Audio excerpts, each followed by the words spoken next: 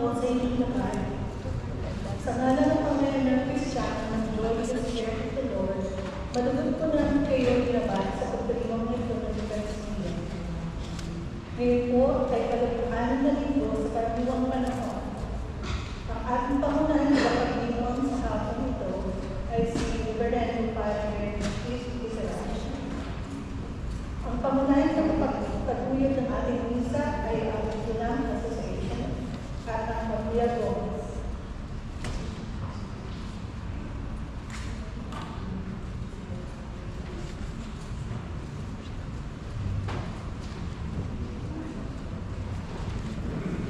Ang misa po ito ay kaloob ng buhay ni si Nancy Gomez, Ethan Gomez, Remy Tumubano, J.R. Manalay, Telma Alves, Lynn Nguyen, Arthur Ramalosa, Luz Ramalosa, Koji Victoria, Luisa Victorio, and Sean Sadasco. At sa anibersaryo ng kanilang pagtitipuan na sina Ethan at Tess Gomez, J.R. at Joan Manalay. Samahan din natin sa pananalangin sa ating tamang intensyon na sinagawa.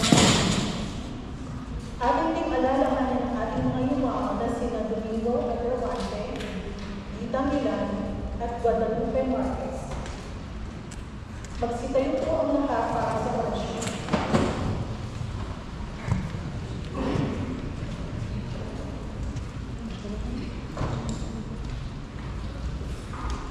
Ingatan na ang anghel ng Panginoon si Maria.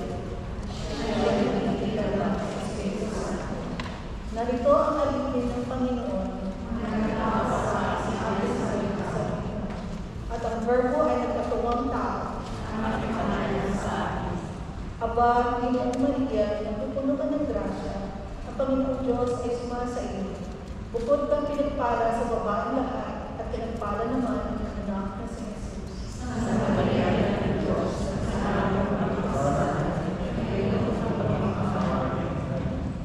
ipanalangin mo kami, Santang Ina ng Diyos.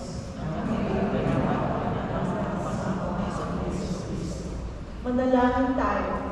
Panginoon ng Diyos, pagkakilan mo ako ang mga loob ng ipapakal ng biyaya at kaya ang matilas sa pamamagitan ng Panginoon ay nakilala namin ang pagkakawang tao sa Kristo na mo.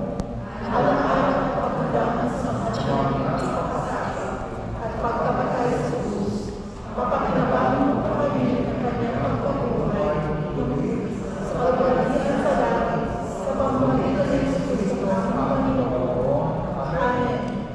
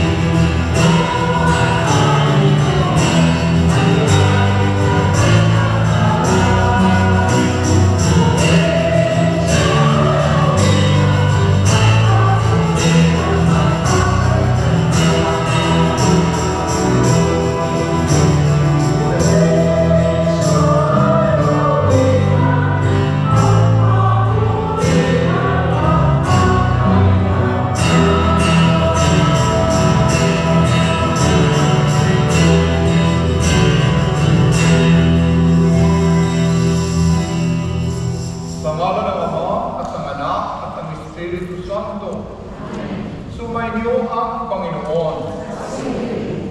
Mga kapatid, sa ika-16 na linggo ng pangkaraniwang taon, tayo lahat ay inaanyayahan na makita natin ang kahalagahan magbigay ng panahon sa Panginoong Diyos bago natin isagawa anumang mga bagay na nakikita natin mahalaga para sa atin. Bigyan natin muna ng pagkakataon ang Panginoong Hesus na magbigay sa atin ng kanyang pananalita. Ito ay isang napakabanal na panghiling. Inaanyayahan ko kayong lahat na ihanda ang inyong kalooban, ang inyong pag-iisip at ang inyong puso upang maipahayag natin sa Diyos ang mga pagsisisi sa nagawa nating pagkakamali noong mga nakaraan.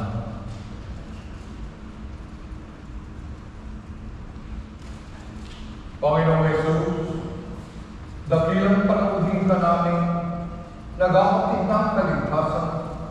Panginoon, kaawaan mo kami. Panginoon, kaawaan mo kami. Kristo Hesus, nais mo sa kabila ng lahat ay magbigay kami ng puwang sa iyong pananatili sa aming piling. Kristo, kaawaan mo kami. Kristo, kaawaan mo kami. Panginoon Hesus, nais mong maglaan kami ng panahon para sa pagdarasal at pagninilay. Panginoon, kaawaan mo kami. Panginoon, kaawaan mo kami.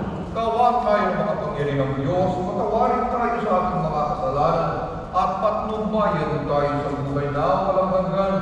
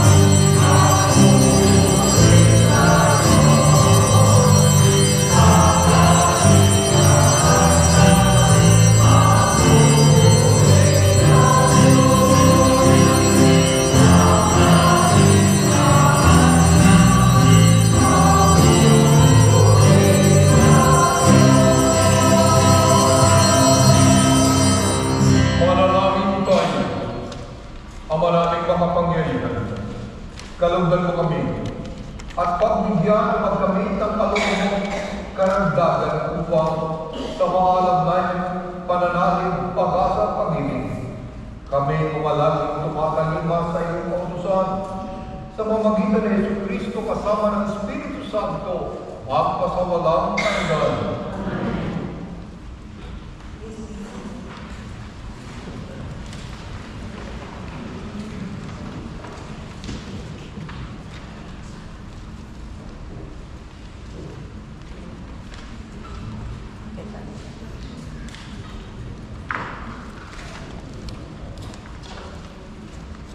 Pagpapahayag mula sa aklat ng Genesis.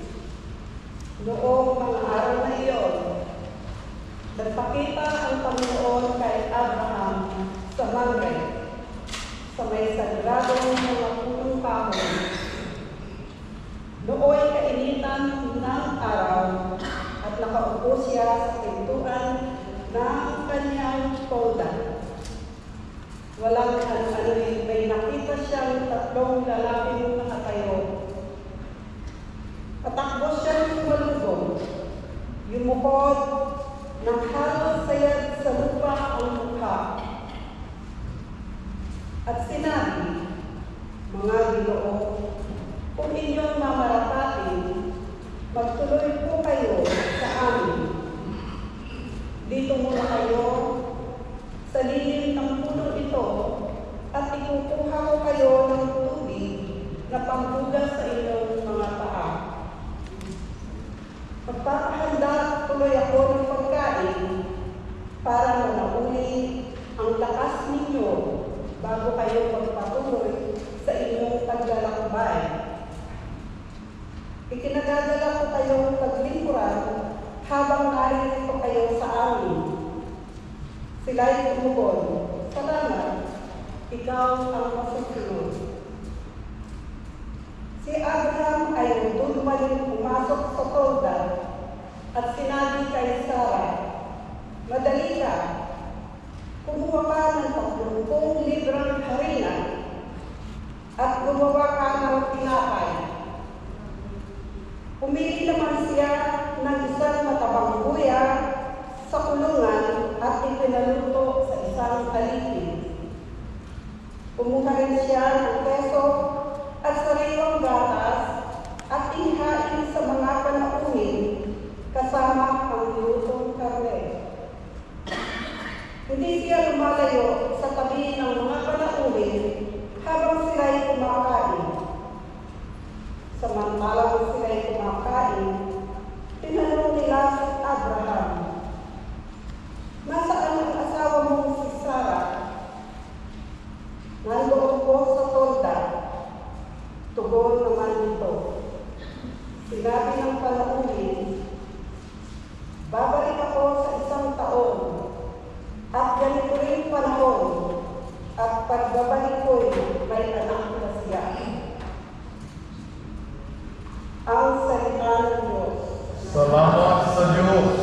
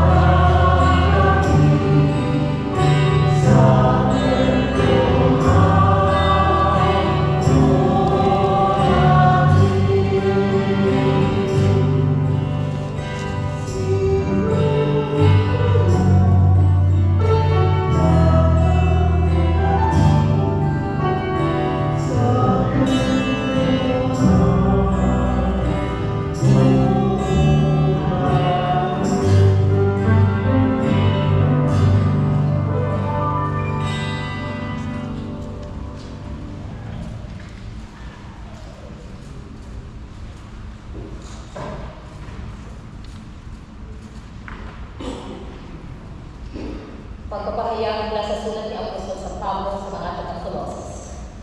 Mga kapatid, nagagalak ako sa aking pagbabata ngayon, alang-alang sa inyo, sapagkat sa pamamagitan nito'y na ipagpapatuloy ko ang paghihirap na kailangan pang gawin ni Kristo para sa simbahan ng kanyang katawan.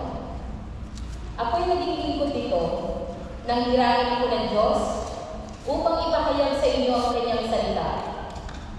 Hinirang niya ako upang lubusang ihayag sa inyo ang hiwaga na mahabang panahon nalilip sa maraming saling-saling langit, ngunit kayo'y inihayag sa kanyang mga anak.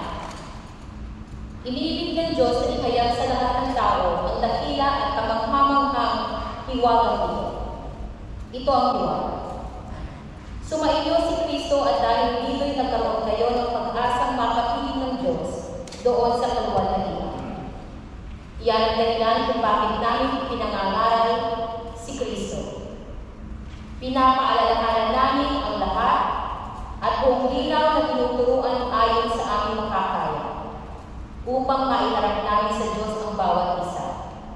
Sakdal at walang kapintasan dahil sa pag-isa kay Kristo. Ang salita ng Diyos. Salamat sa Diyos.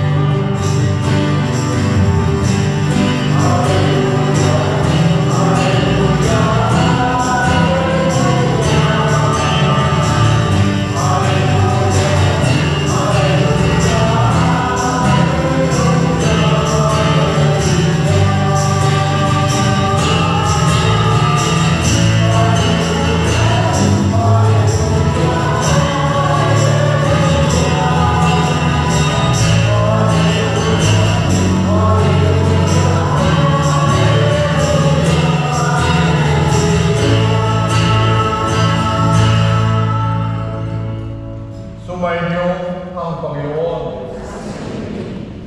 Ang mabuting balita ng Panginoon ayon kay San Lucas. Papuri. Noong panahon iyon, pumasok sa Jesus sa isang layon. Malugod siyang tinanggap ng isang babae nagngangalang Marta sa tahanan nito. Ang babae ito'y may isang kapatid na Maria ang pangalan. Naupo ito sa paanan ng Panginoon at nakinig sa kanyang itinuturo. Alalang-alala si Marta sapagkat kulang ang kanyang katawan sa paghahanda. Kaya lumapit siya kay Jesus at ang wika, Panginoon, sabihan nga po ninyo sa kapatid kong tulungan naman ako. Ngunit sinagot siya ng Panginoon, Marta, Marta, naliligalig ka at nabalang-abala sa maraming bagay. Ngunit isa lamang ang talagang kailangan. Pinili ni Maria ang lalong mabuti at ito'y hindi aalisin sa kanya. Mga kapatid, ito ang mabuting balita ng ating Panginoon.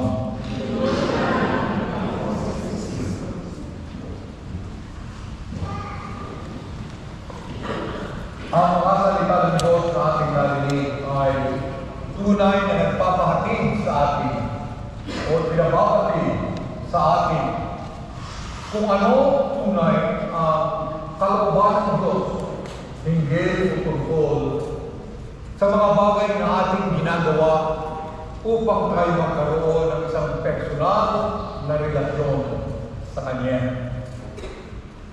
Sa istorya po ni Martha at ni Maria, makikita po natin ang mga tunog na ginagawa ng maraming tao sumusunod sa Kanya.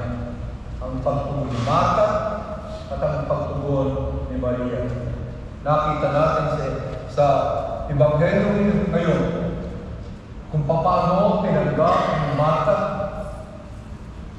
at abalang-abala siya ang gagaling na bigli-galing upang ipaganda ng makasahin ang ating Panginoon. Sa amin po sa Batangas, pagdating po ng pari, sirit ang kawain. Pinaghandaan po upang pakainin ang ating Panginoon. Abala-abala, ligaling na galing. Pero tayo naman ay nagpo-complain. Sapagkat narinig natin, Panginoon, sabihin naman mo sa aking kapatid, tulungan ako. Ay sagot ng Panginoon, Martha, tandaan, sobrang kang ligaling. You are so anxious of so many things. There is only one thing necessary according to God, according to Jesus. And Martha has chosen the better part. This will not be taken away from her. Mga kapatid, ito ba ay nagpapahiwatig sa atin na mali ang pagtugon ni Martha? At ang tama lamang ay ang pagtugon ni Maria na ang kanyang ginawa ay umupo na lamang at tumambol. Makinig kung anong sinasabi ng Panginoon. Mga kapatid, the story of Martha and Mary teaches us about how people follow the Lord. And those are things that in the heart and mind of God, both of them responded to Jesus accordingly. And these efforts in our desire to be true to our faith, just like Martha, we try and give our time and effort serving God through so many different ministries, so many different voluntary actions or services that we do for others. Just like Martha, we put great effort into welcoming Jesus as he goes into there, in welcoming Jesus whenever we come to him. While others are busy into silent prayer, busy listening to the Word of God, busy pondering, meditating about the Word of God. Like Mary, sitting at the Lord's feet, listening to his teaching. Take note, Jesus does not ignore or invalidate the hospitality nor the services of Martha. However, the Lord wishes to emphasize a very important point, that what we must do first when we have an encounter with Jesus is to listen first to Him. Tayo po, kapag tayo po at nanaig sa atin ang pananampalataya at pagmamahal sa Diyos, ginagawa na agad natin lahat ang gusto natin gawin para sa Diyos. Pero nawawalan tayo ng pagkakataon na alamin, isipin, o pakinggan kung ano nga ba ang gusto ng Diyos na dapat natin gawin. We are so much preoccupied with the works of the Lord to that we forget the Lord of the world. Ganyan po tayo. Kaya nga, dito po sa Ebanghelyo ito, Mary is praised and indeed blessed, while it is Martha who receives him into her house. It is Mary who knows how to welcome Jesus. She knows the kind of hospitality Jesus is. Mary knows that we do not need to feed Jesus, but rather we have to just be open because it is Jesus who is feeding us. Mary knows we do not need to prepare a great banquet for him, because Mary knew it has already been prepared by Jesus for us, that we do not need to sit or to prepare a table so that Jesus will sit at our table. Mary knows it is we who must sit at Jesus' table. Kaya, my dear friends, the real act of discipleship, the real act of partnering in the mission of Jesus begins and flows from a seat at the feet of Jesus, listening first to his word. And Mary, according to the gospel, knows that. And this is where our spiritual journey must begin. This is how we have to start a true act of following Jesus. Making time for him first and listening so that we can certainly do exactly what Jesus is asking all of us to do. I will cite an example. Many examples can be said about this. Pakitaas ang kamay ng mga may altar sa bahay. Sino mo yung mga-altar sa bahay? Doon po sa bagong bahay, nagawa ko ng kapilo. May altar dito.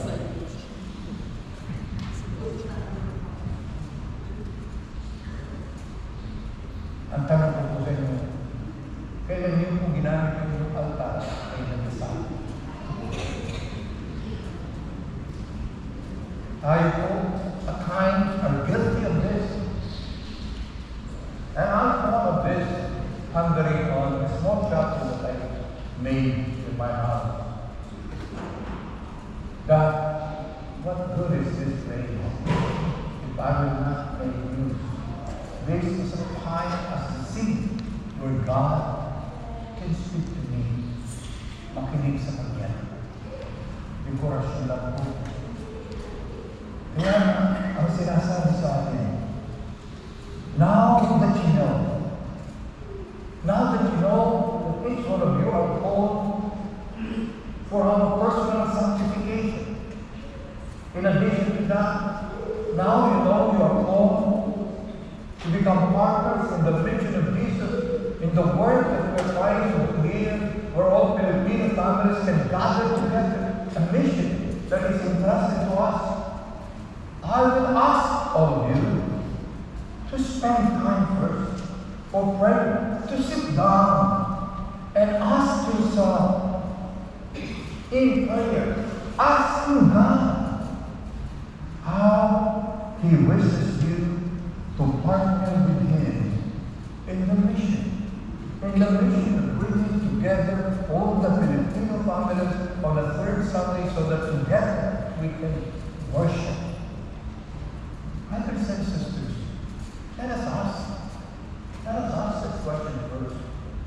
Before we can do so many great things, and I know you have done many great things in the eyes of God, but first, let us give time and start asking ourselves how God wishes us to participate, to partner with Him in the mission that God entrusted to us. Remember, it is Jesus who provides direction.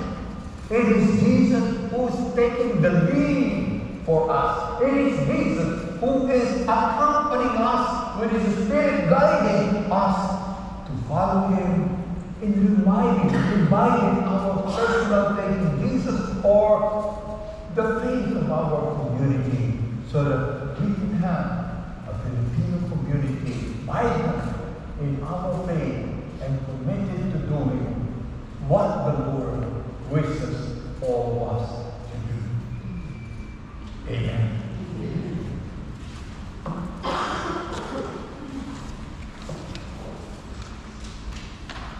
Please rise. And we are now going to confess our one faith.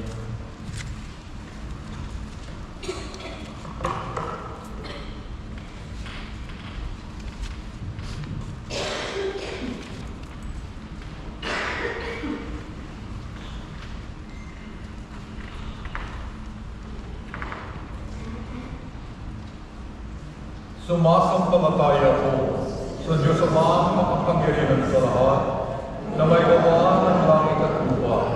Sumasampalataya ako kay Jesucristo, isang anak ng Diyos, Panginoon natin lahat, nagkatawan tao siya ng Espiritu Santo, pinanganak sa Santa Maria ng Virgen, pinagpakasakit ni Poncio Pilato, pinakaskrus na matay, pinibig, nananaw sa naroon ko na mayuma, na may araw ng buhay na maguli, umakyat sa langit, nalulugtog sa kanan ng Diyos Ama na makapangyarihan sa lahat.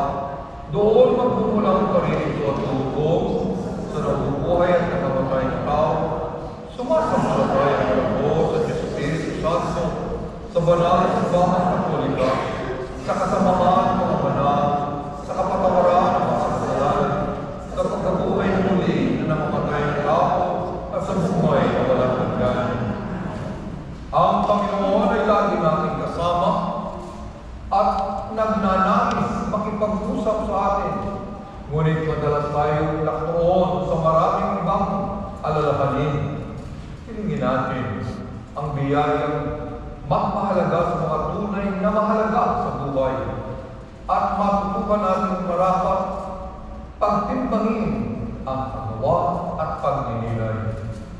Sa bawat panalangin ang itutugon natin, Panginoon, dinggin mo kami. Panginoon, dinggin mo kami.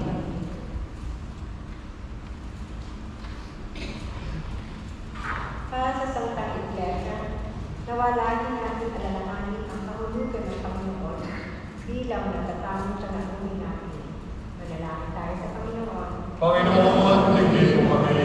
Para sa Santo Papa, Leon XIV, mga obispo, at mga tununo ng simbahan, pakinggan nawa nila ang pangalan ng Panginoon at ipahayag ito sa iba sa gawa ng salita.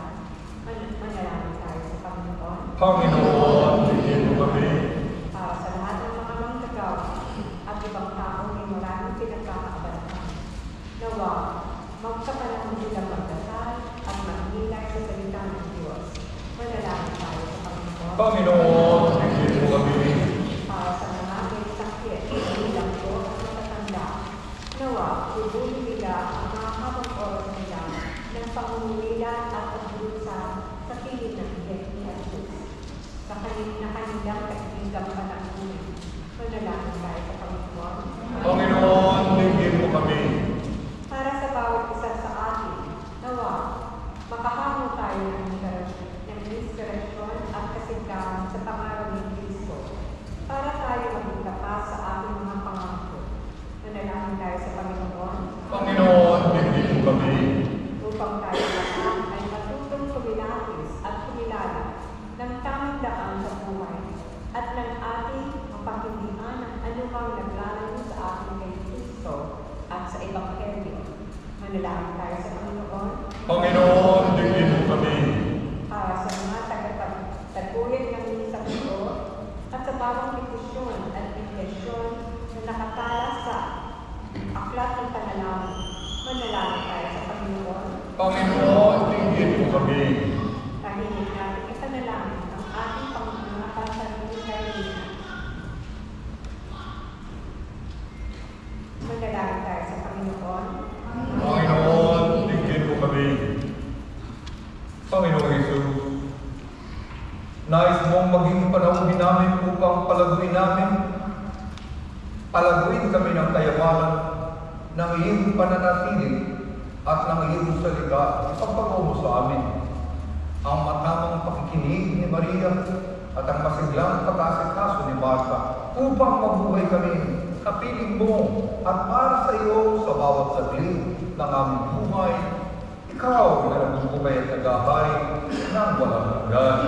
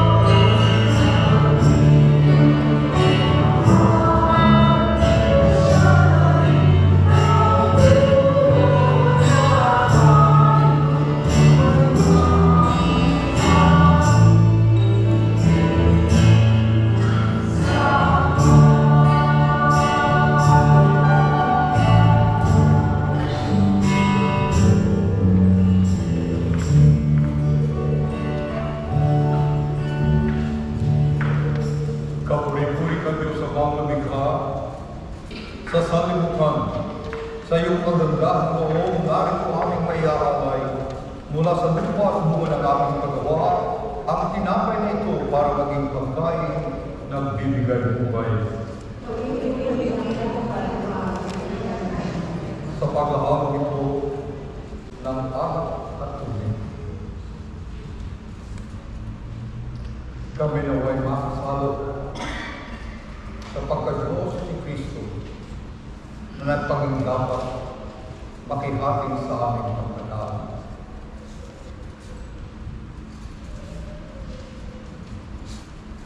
Kapuri-puri ka Diyos, amang lumikha sa sanlibutan. Sa iyong kagandahan mo, narito ang aming maiaalay mula sa katas ng ubas At bunga ng aming paggawa ang alak na ito para maging inuming nagbibigay ng iyong Espiritu. Diyos, sa aming likha, nakikiusap kaming mga makasalanan. Tanggapin mo ang aming pagsisisi bilang ng loob upang kami matutong sumunod sa iyo ng buong puso. O Diyos ko, pinamahal, kasalanan ko ilugas at linisin mo.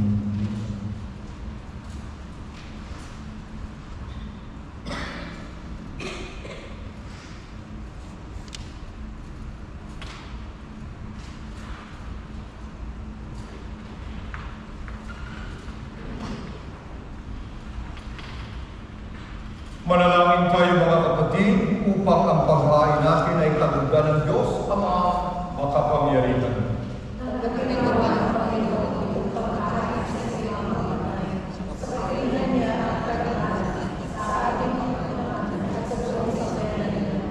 Ama namin lumikha, lahat ng iyong mga paghahain ipinagputos noong araw ay iyong pinagtibay sa isang kain hantuan ng tanan.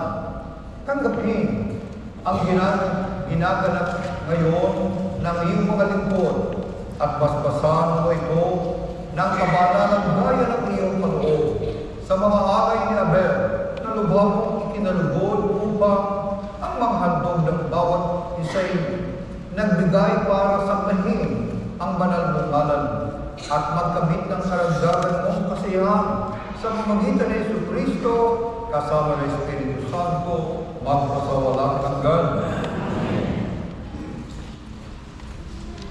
Sumainyo ang Panginoon. Itaas sa Diyos ang inyong puso at diwa. Pasalamatan natin ang Panginoon nating Diyos. Ama naming makapangyarihan, tunay ngang marapat na ikaw ay aming pasalamatan sa pamamagitan ni Jesucristo na aming Panginoon. Siya ang salitang katuwang mo at kapiling. No ang lahat ng umingiral ay iyong likain. Siya'y sinugo mo para kaming sagipin palayain. Kaya siya'y kinaligan ng mahal na naging kanyang inang totoo. At sa kapangyarihan ng Espiritu Santo, inakong niyang sundin ang loob mo at kamtin ang sampay ng banal para sa iyo. Pinagtiisan niyang iunan sa krus ang kanyang mga kamay upang magwakas ang kamatayan at makayan ang pagkabuhay.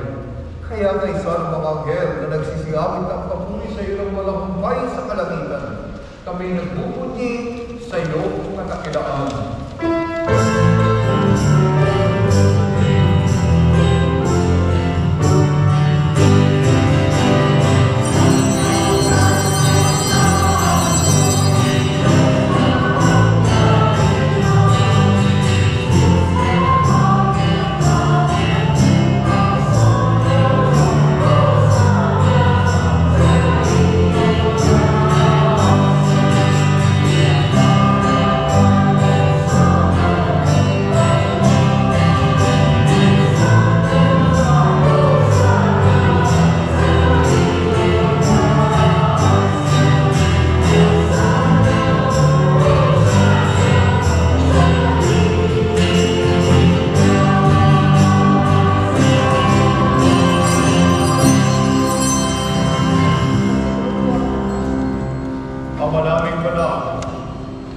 Ikaw ang mukha ng tanang kabanal, kaya sa pamamagitan ng iyong Espiritu, gawin mong banal ang mga kaloob na ito upang para sa aming maging katawan at tubo ng aming Panginoon Jesucristo.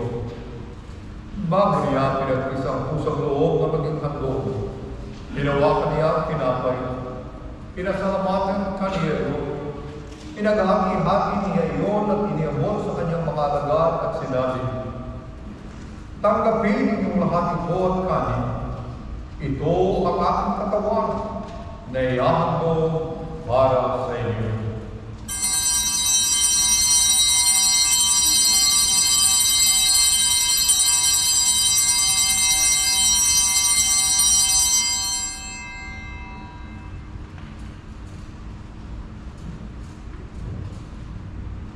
Gayon din naman, nung matapos ang hapunan, Inawakan niya ang kalis.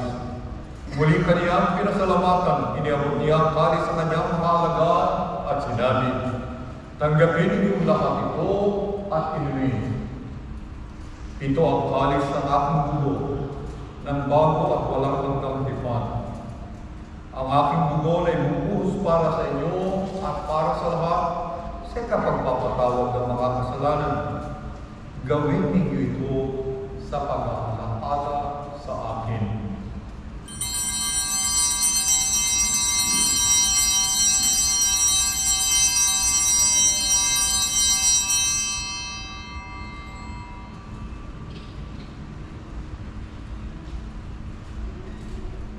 Ipagbuti natin kayo ang misteryo ng ating pananampalataya.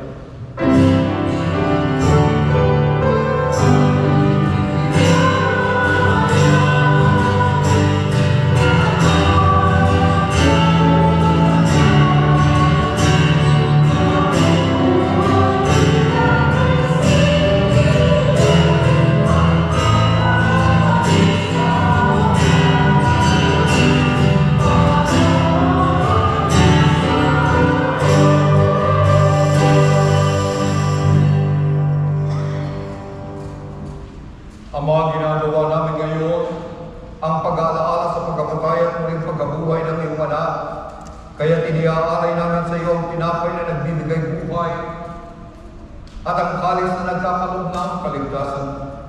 Kami nagpapasalamat dahil kami minarapat mong tumayo sa harap mo para maglingkod sa iyo. Sinasamo namin kami magsasalo-salo sa katawan ng tubo ni Kristo ay mabuklod sa pagkakaisa sa pamagitan ng Espiritu Santo. Amalin natin mo ang iyong simbahang laganap sa buong daigdig. Puspusin mo kami sa pag-ibig kaysa ni Leo na aming Santo Papa at ni William na aming Arsobispo at ang tanang kaparian. Alalahanin mo rin ang mga kapatid namin dahil na may pag-asang sila'y mabubuhay, gayon din ang lahat ng mga pumanaw. Kaawan mo sila at patuloyin sa iyong kaliwanagan.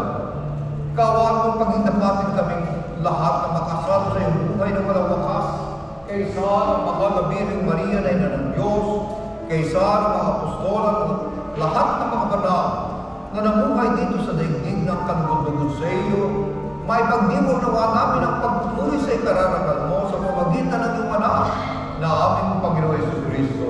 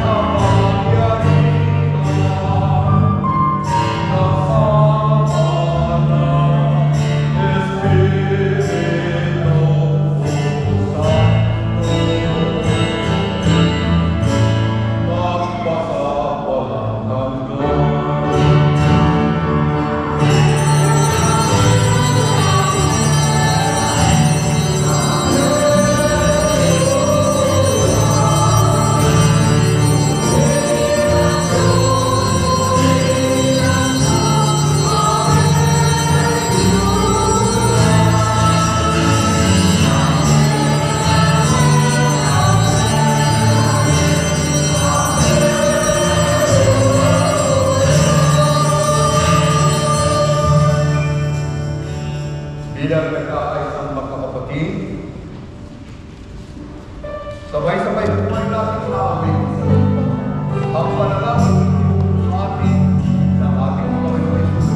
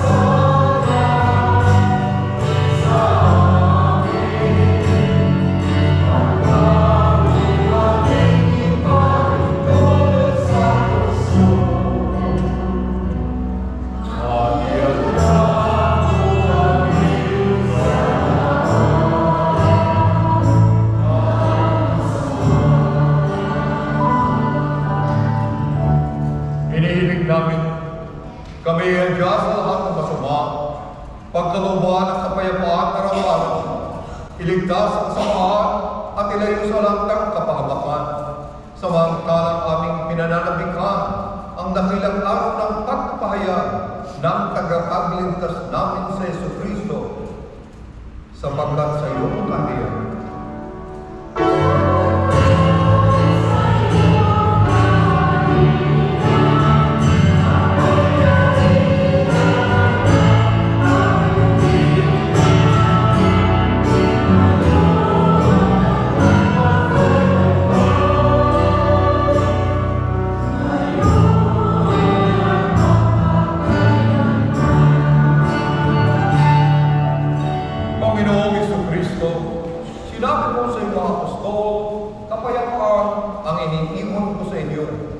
ang aking kapayapaan, ang ibinibigay ko sa inyo. Tunghayan mo ang aming pananampalataya at huwag ang aming mga pagkakasala. Pagkalooban mo kami ng kapayapaan at pagkakaisa ayon sa iyong kalooban, kasama ng Espiritu Santo, magpasawalang hanggan. Ang kapayapaan, Panginoon, ay laging sumainyo. Magbatian tayo ngayon at maghangan ng kapayapaan sa isa't isa. Peace be with you, peace be with you, and peace be with you.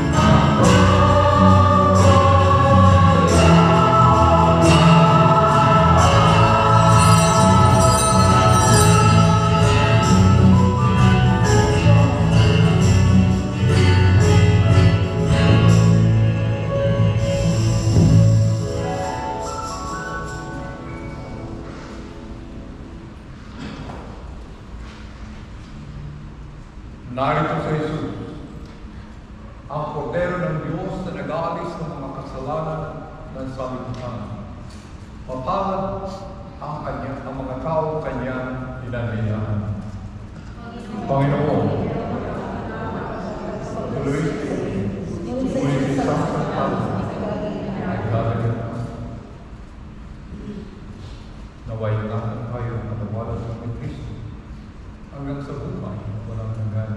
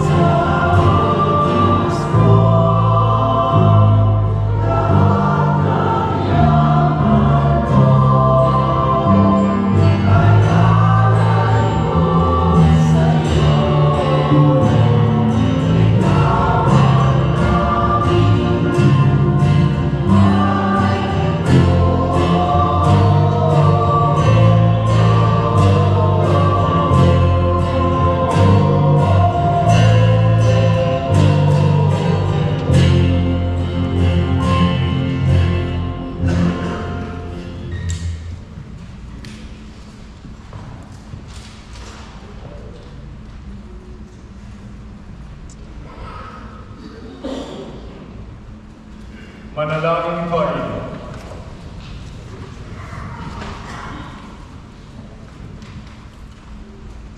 Ama naming mapagmahal, manatili kang kapiling ng iyong sambayanan ngayon, pinapakilabang mo sa iyong sariling buhay at gawin mo kami pasulong na makakabang mula sa dati naming pagkamakasalanan patungo sa pagbabagong nagdudulot ng iyong kabutihan sa pamamagitan ni Jesucristo kasama ng Espiritu Santo magpasawalang hanggan. Amen. Magsiupo.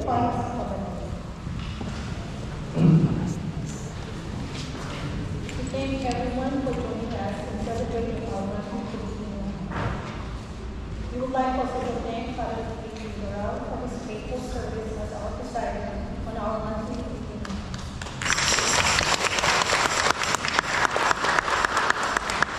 We also would like to thank the leaders, sponsors, others, the first ministers of our service and his squad.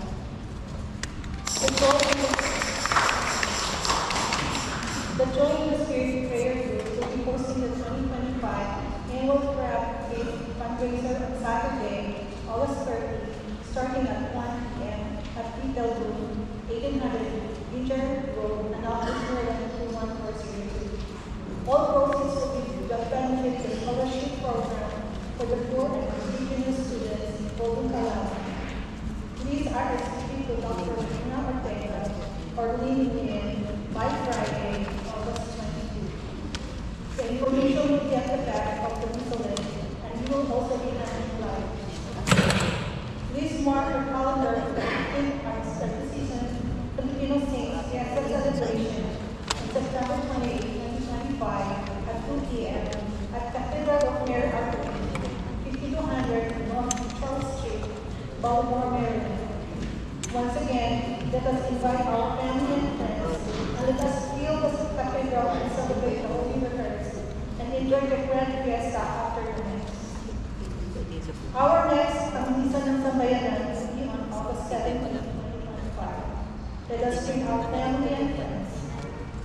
Please join us in our weekly prayer meeting and healing service every Sunday between 5 p.m. to 8 p.m.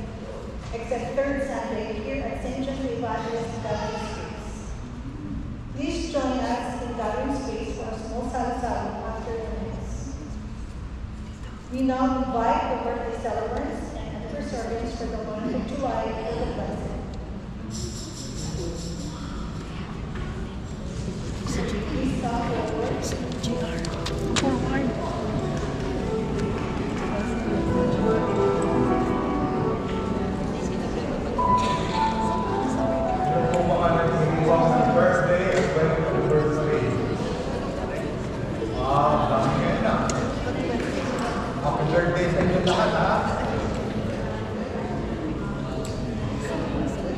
And I would like to invite all of you to join me in praying over our brothers and sisters.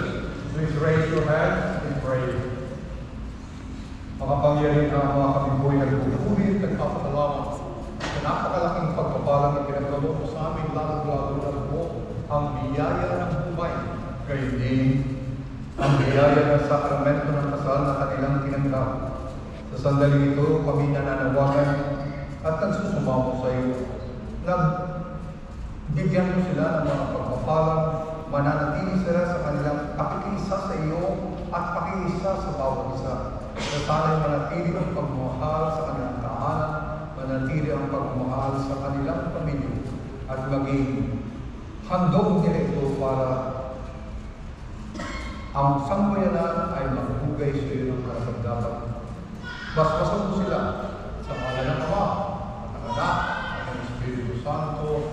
Amen. Happy birthday and happy birthday.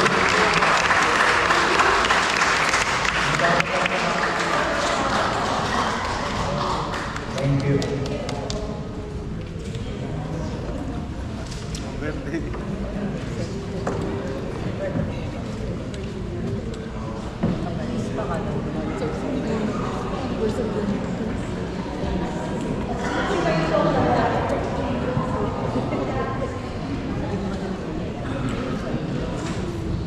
Nandanan po natin yung paanyaya po sa ating lahat.